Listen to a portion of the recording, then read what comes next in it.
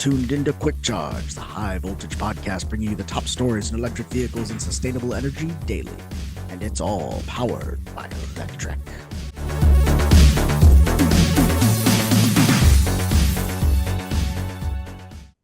Welcome to Quick Charge. It's August 20th, 2024, and I'm your host, Joe Boris. We're going to start today off with news from Tesla. Tesla and BYD benefit as the EU cuts planned tariffs on Chinese imports. Electric cars made in China are getting a break after the European Union cut proposed tariff rates on EV imports. Tesla and BYD are some of the big winners set to benefit from the adjusted tariffs. As part of its ongoing anti-subsidy investigation, the EU cut tariff rates on Chinese EV imports to between 9 and 36%. That's down from the initial 17.4 to 38.1% proposed in June. Tesla is the biggest winner here, with its duty rate slashed from 20.8% to just 9%. That's on top of the current 10% rate on car imports. Tesla requested a new rate based on the amount of subsidies it received. China's leading EV maker, BYD, saw a slight drop from 17.4% to 17%. Volvo and Polestar owner Geely got a rate cut from 20% to 19.3%, while SAIC had the highest at 36.3%, down from 38.1%. All other cooperating companies will get a 21.3% tariff rate, which is actually up from the 21% reported in June.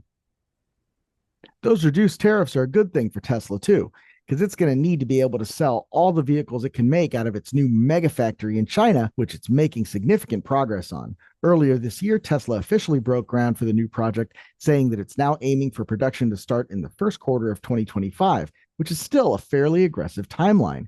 Grace Tao Lin, Tesla VP in China, shared an update on the project today on Weibo, translated from Chinese. Now, Tesla's first energy storage gigafactory outside the United States is also speeding up construction, with a progress of about 45%, striving to run at the Tesla speed and Ling'an speed again. The executive says that the plant is about 45% complete, sharing these photos of its progress.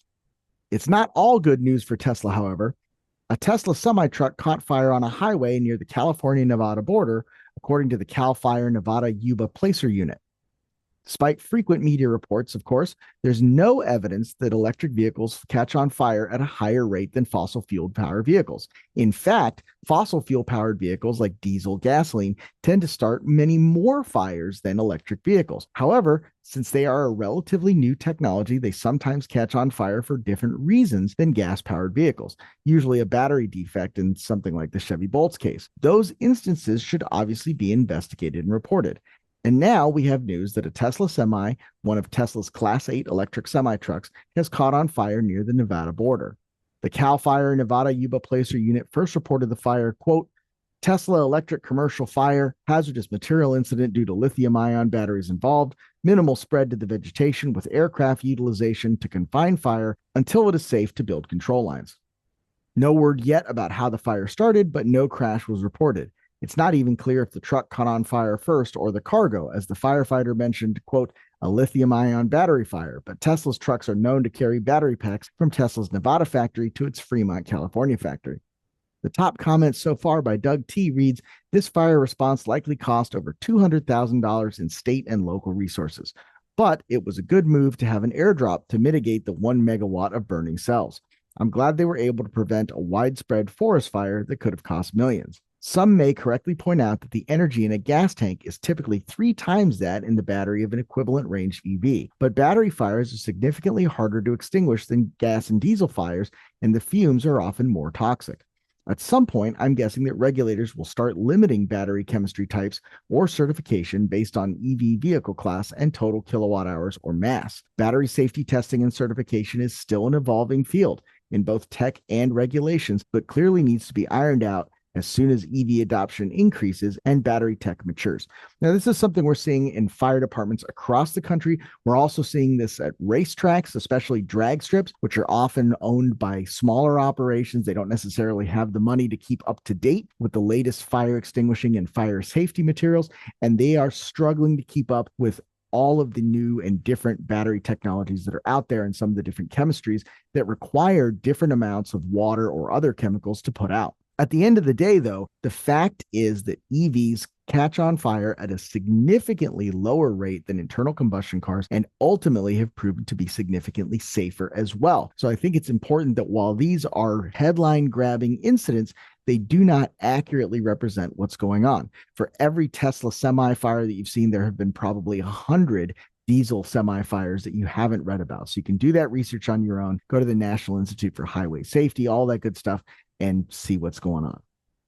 Now, while Teslas are burning on the highway, Elon Musk is burning his own company by destroying the supercharger network. That said, one man's trash is another man's treasure, and Uber has snapped up Tesla's former head of charging, who was fired by Elon Musk. We're, of course, referring to Rebecca Tanucci, who famously ran the supercharger network. She deserves a significant part of the credit for Tesla's incredible deployment of charging infrastructure throughout several leading roles that she's had in the team over the last 6 years, including as head of the charging team. Her team built undoubtedly the best and most extensive DC fast charging network in the world. And this is why it was so surprising when Elon Musk fired her and her entire 500-person team earlier this year. As we reported, the story behind her firing seems to be that Musk asked her to fire a certain percentage of her staff as part of broader layoffs across Tesla. She complied, but when Musk asked for further layoffs and she pushed back, Musk decided to fire her entire team out of spite. The company ended up having to rehire some of the former team members. Now we learn that Uber has hired Tanucci to lead the electrification of its ride-hailing fleet, according to a memo obtained by Bloomberg.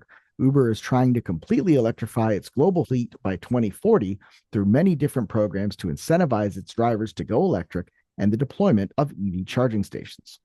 And while Uber is lining itself up as an all-electric competitor to Tesla's perpetually 2 years away robotaxi service, Rivian is also expanding. They've approved a major plant expansion in Normal, Illinois to build the R2. The Normal Town Council voted in favor of Rivian's planned expansion on Monday. The amendments to its site include a new, quote, R2 building, which is a 1.1 million square foot building on the east side of the main plant. It also includes expanding its current 3.8 million square foot plant by about 200,000 square feet, or roughly 5%. The additions include a conveyor system connecting Rivian's current building to the new R2 facility, which is already under development. Rivian was also improved for 4 new parking lots, 3 of these for employees, with 1 reserved for new vehicles waiting to be shipped out.